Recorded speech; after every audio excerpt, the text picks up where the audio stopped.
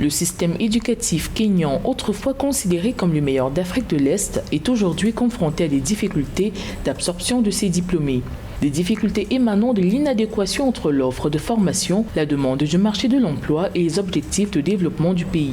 Selon le Kenya National Bureau of Statistics, le taux d'alphabétisation du Kenya est de 81,5%, ce qui est inférieur à la moyenne de 86,6% pour l'Afrique subsaharienne. Pour changer la donne, le président William Ruto a annoncé le 18 août 2023 que l'État prévoyait d'augmenter le financement des universités et des établissements d'enseignement technique et professionnel de 30,6 milliards de shillings, tout en se réjouissant des avancées en matière de formation professionnelle.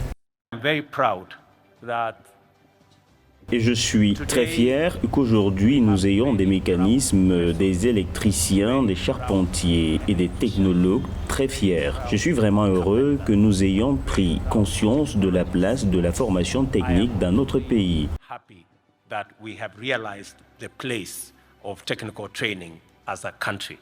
Il s'agit pour le chef de l'État de lutter contre le chômage des jeunes en mettant en œuvre à tous les niveaux les recommandations du programme de développement durable à l'horizon 2030, l'agenda 2063 de l'Union africaine et la stratégie continentale de l'éducation pour l'Afrique.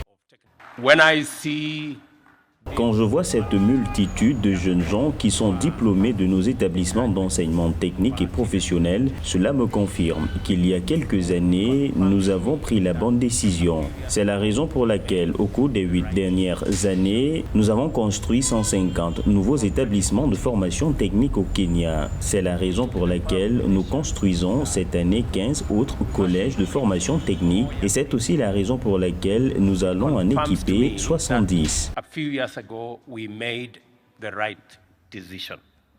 D'après la Banque africaine de développement, depuis 2021, la croissance du Kenya a été tirée du côté de l'offre par les services grâce à l'absorption du marché des métiers techniques et du côté de la demande par la consommation des ménages.